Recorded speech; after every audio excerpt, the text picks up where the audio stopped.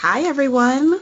Welcome to Webinar Wednesday. I am your host, Kelly Cothran, and of course, I want to thank you for joining us in our second webinar of 2015. February is American Heart Month, and during this entire month of February, we're focusing on raising awareness about heart health. It's probably been a few years since high school biology class, so chances are you've forgotten, what a powerhouse your heart is and why it's the hardest working muscle in your body. The almighty heart is constantly at work, pumping about 2,000 gallons of blood a day filled with essential oxygen and nutrients. Everything about the human heart and how it works is truly amazing. And today's speaker, family medicine, and my personal favorite, Dr. Pooja Sagal, will give a refresher course on heart facts to help renew your appreciation and remember why it's so important to care for your heart. So let's learn a little bit about today's speaker. Dr. Sagal is board certified by the American Board of Family Medicine. She practices at our downtown At the Shops Houston Center 4 location. Her clinical interests include hypertension and women's health. She joined Kelsey-Seybold in August 2007, and when she's not caring for patients, she enjoys spending time with her children and traveling. Don't forget that we will be taking questions at the end of the webinar. If a question happens to pop up during the presentation, just type it in our question box, and we'll be sure to address it at the end of Dr. Sagal's presentation. Now, I will pass it over to Dr. Sagal. Good afternoon, everybody. Thanks for sharing a part of your lunch hour with us. So today we are going to talk about the almighty heart. Heart, as you all know, is a muscular organ about the size of a fist located just behind the breastbone. Heart pumps blood through the network of arteries and veins called the cardiovascular system. So as we all know, human heart has 4 chambers. The right atrium, which receives blood from the veins and pumps it to the right ventricle. Then the right ventricle, which receives blood from the right atrium and pumps it to the lungs where it's loaded with oxygen. Then comes your left atrium, which receives oxygenated blood from the lungs and pumps it to the left ventricle. And left ventricle, which is our strongest chamber, it pumps oxygen-rich blood to the rest of the body. The left ventricle's vigorous contractions create our blood pressure. So this is basically how heart looks like. This is a little anatomy of the heart. As you can see, the blue blood vessels are basically your veins and the red ones are your arteries. So veins, basically big veins, bring blood to the heart, and then the red big blood vessels or the arteries actually take the blood away from the heart. I'm not going to go into details, but I'll tell you the importance of all these chambers. If any of the chambers are not functioning properly, or if there is any problem in the valves that you see, it can cause a lot of arrhythmias. It can even cause congestive heart failure. So how does the blood travel in the body? So let's begin with our arteries. The biggest artery is aorta, which is the large artery leaving the heart. These arteries carry the oxygen-rich blood away from the heart to all the parts of the body and tissues. Then there are small capillaries. These are small, thin blood vessels that connect the arteries and the veins. Their thin walls allow oxygen, nutrients, carbon dioxide to pass to and fro from our organ cells. Then the veins. Veins are the blood vessels that take the blood back to the heart from all over the body. Do you know the vast system of blood vessels, including arteries, veins, and capillaries, is over 60,000 miles long? That's enough to go around this whole world more than twice. So what is basically a heart disease? Heart disease is a broad term used to describe a range of diseases that affect your heart. Leading cause of death in this country for both men and women is cardiovascular disease or heart disease. So, in medical terms, doctors will talk a lot about cardiovascular disease or heart disease, and the terms can be used interchangeably. Heart disease basically includes conditions that involve narrowed or blocked blood vessels that can lead to heart attack, chest pain, infections, irregular heartbeats. The underlying thing is many forms of these heart disease can be prevented or treated with healthy lifestyle. So this is our focus mainly, the preventable heart disease.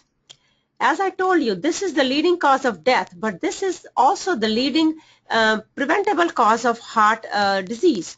So you should see your primary care doctors regularly to assess your risk factors for heart disease.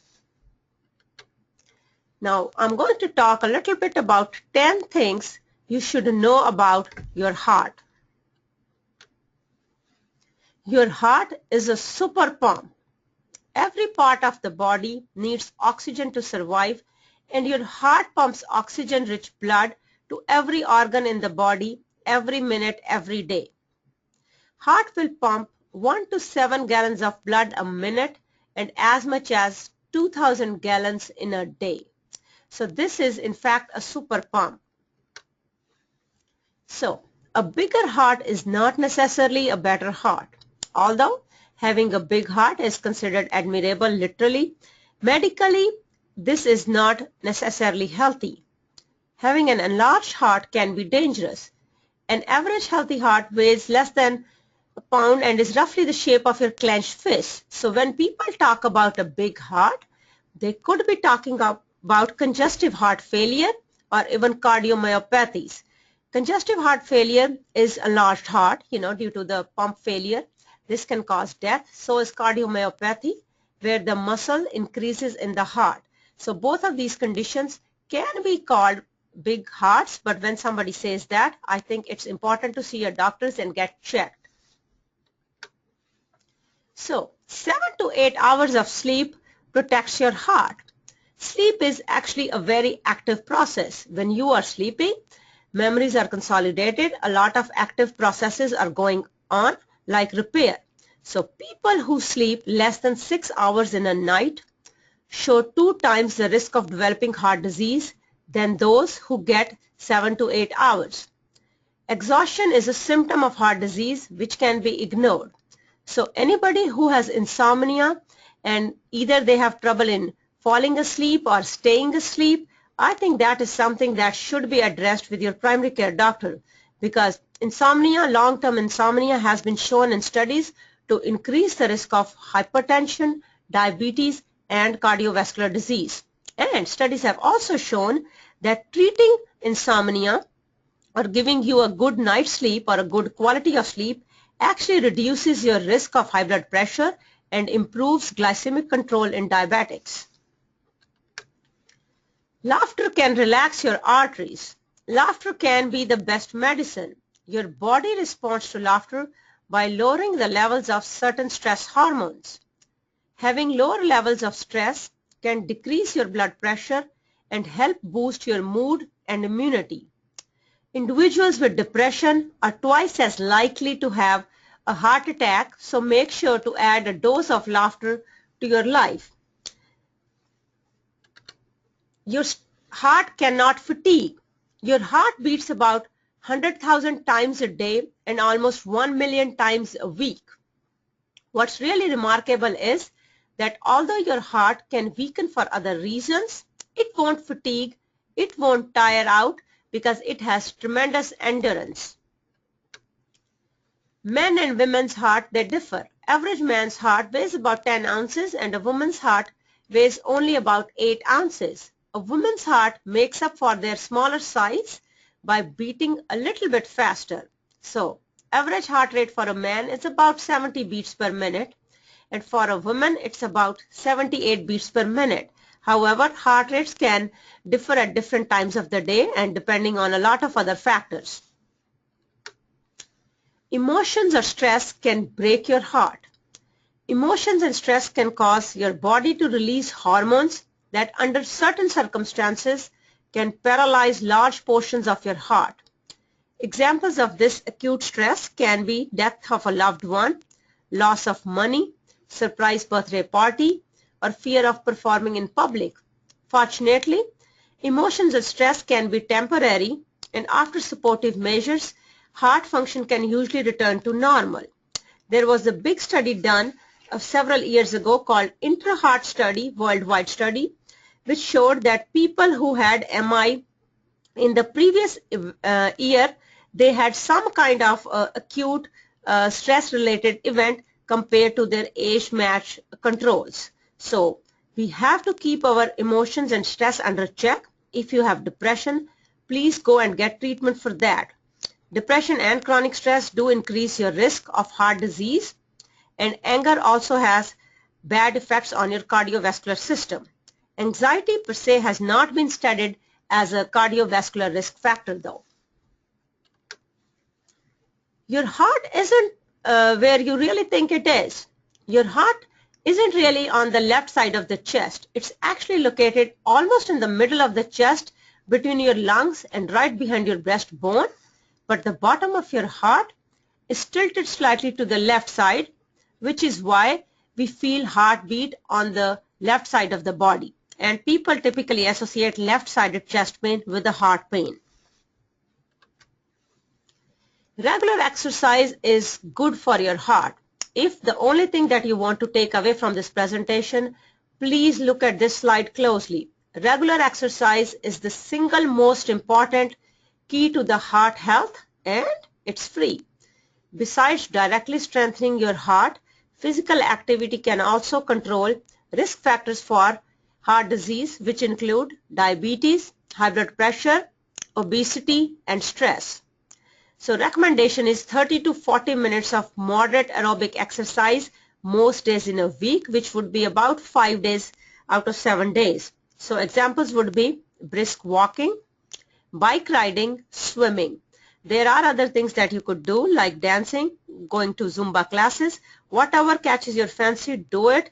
But the bottom line is most of us should be doing some form of moderate aerobic exercise most days in a week. So your lifestyle reveals your heart. So this is basically ABCs of heart health. Avoid tobacco. If you are a smoker, the single best thing you'll do for yourself is to stop smoking. Of course, you have to reduce stress in life. If you have high blood pressure or high blood cholesterol, try to manage those things with exercise, diet control, and of course, if your doctor prescribes medications, be compliant with those medications. Try to be more active. Physical inactivity is a major cause of heart disease or cardiovascular disease. Then again, stress and blood pressure, cholesterol, being overweight are also risk factors. So to reduce these risk factors, you have to be active. Choose good nutrition. If you are an alcohol drinker, you should only drink in moderation. For women, more than 7 drinks a week, and for men, more than 10 drinks a week is considered excessive alcohol intake. So try to look at your alcohol intake. Then again, same thing, decrease stress in your life, decrease stressors in your life, control your blood pressure and blood cholesterol. Of course, if you have diabetes, seek treatment for diabetes and try to be within a normal weight range for your height.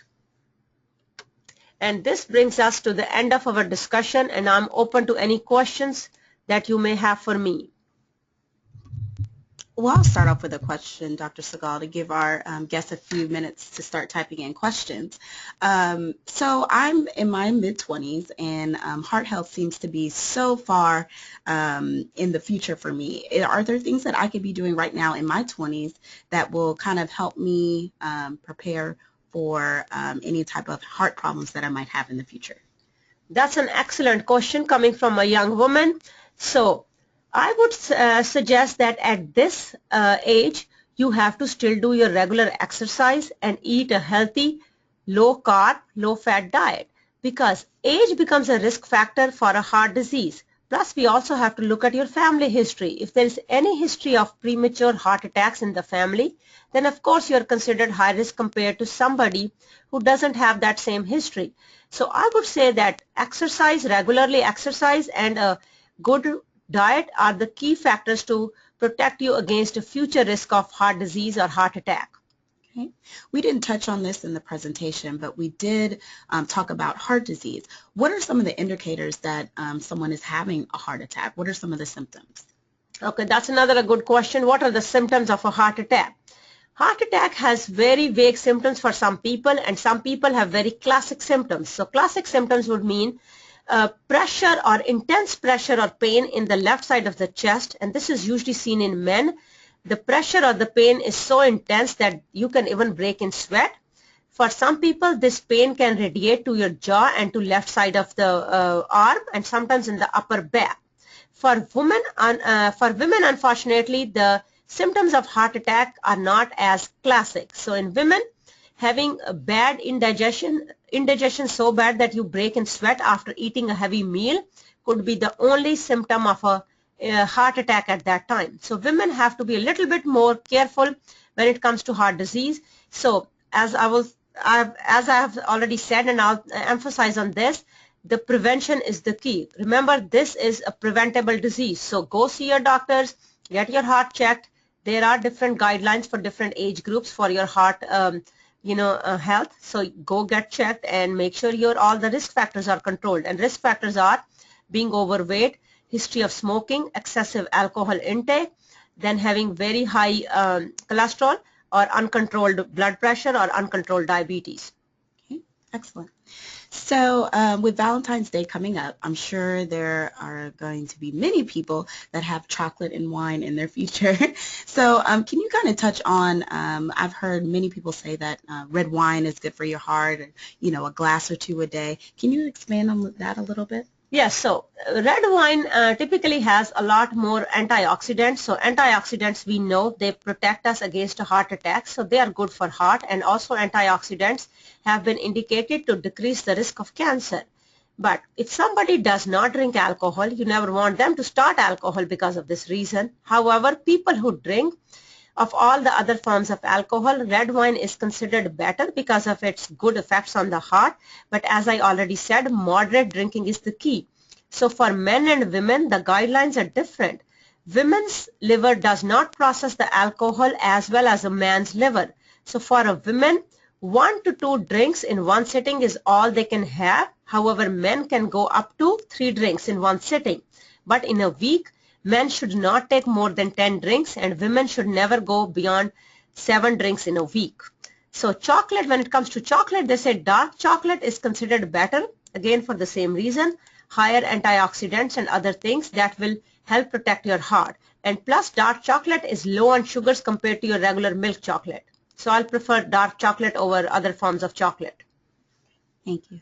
So I have a great question here. We didn't touch on it in the presentation, but also what effect does a stroke have on the heart? And can you kind of walk us through what happens when someone is actually experiencing a stroke? Okay, that's a great question. So stroke and heart attack are both considered under the umbrella of cardiovascular disease.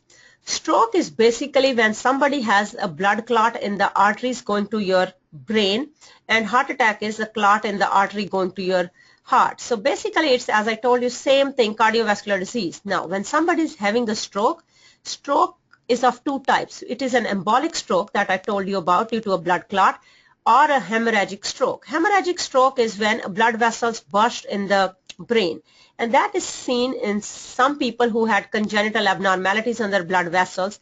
And usually hemorrhagic stroke is not as common as embolic stroke, which is due to all the risk factors for a heart disease.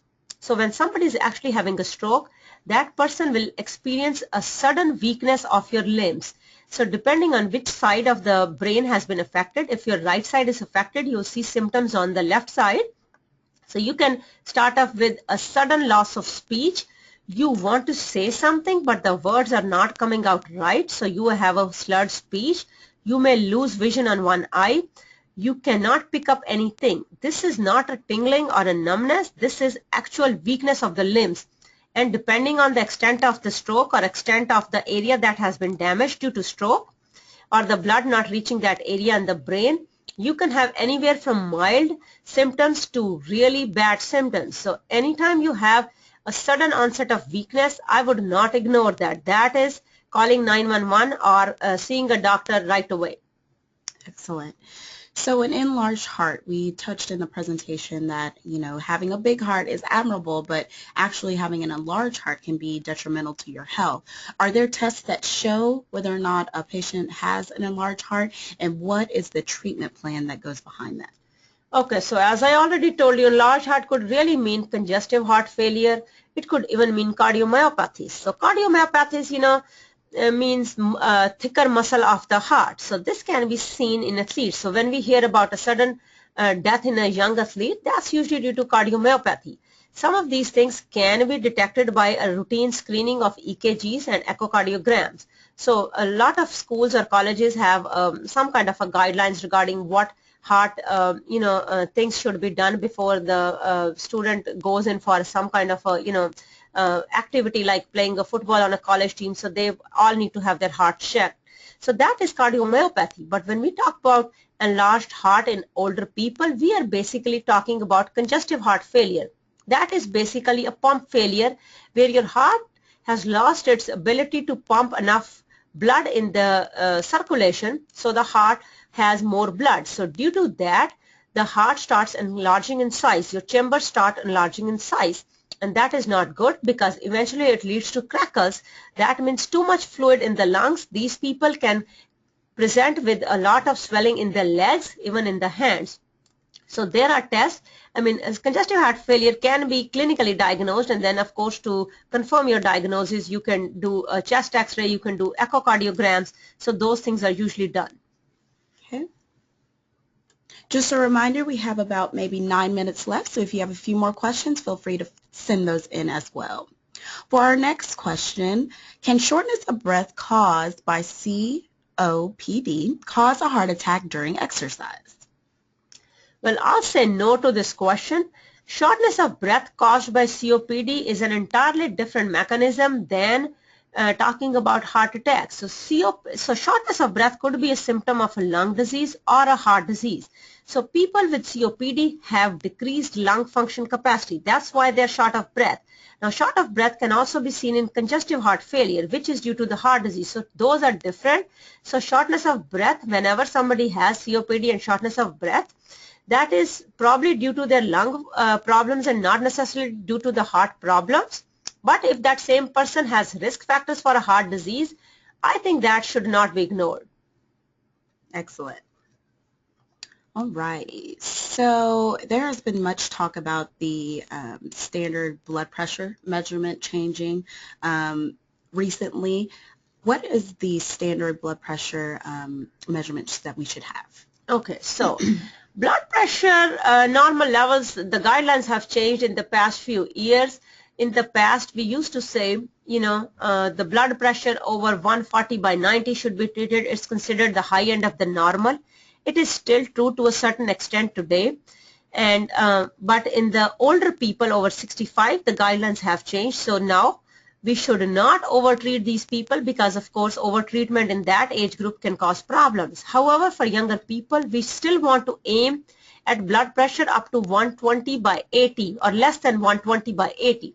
And that is a normal blood pressure for most people. Some people can have blood pressure on a lower side, but if you have low blood pressure, let's say 90s and 50s, and if you are not having any lightheadedness or symptoms, I think that is your normal. We should treat low blood pressure only when it's symptomatic. That means you have any problems due to that, or you're having some abnormalities on other test studies. Otherwise, low blood pressure should not be treated. Do not try to snack up on a lot of salt to increase your blood pressure. However, high blood pressure is always more dangerous. So you have to always stay within less than 130 on the top and less than 180 on the bottom for most diabetics. That is the goal for diabetics. And for all other healthy people, now we watch their blood pressure. If you start going anywhere over 140 on the top and 90 on the bottom, I think that's something that needs treatment either with exercise and diet or exercise, diet and drugs.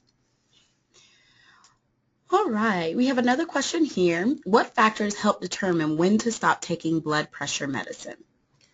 Okay, so if somebody has a history of high blood pressure, but the blood pressure is now staying on a very low side, and the patient is becoming symptomatic, that means patient is now having headaches, patient is having lightheadedness when the patient stands up suddenly, that is something I think I would bring it up with my primary care doctor, because that would mean overtreatment of blood pressure.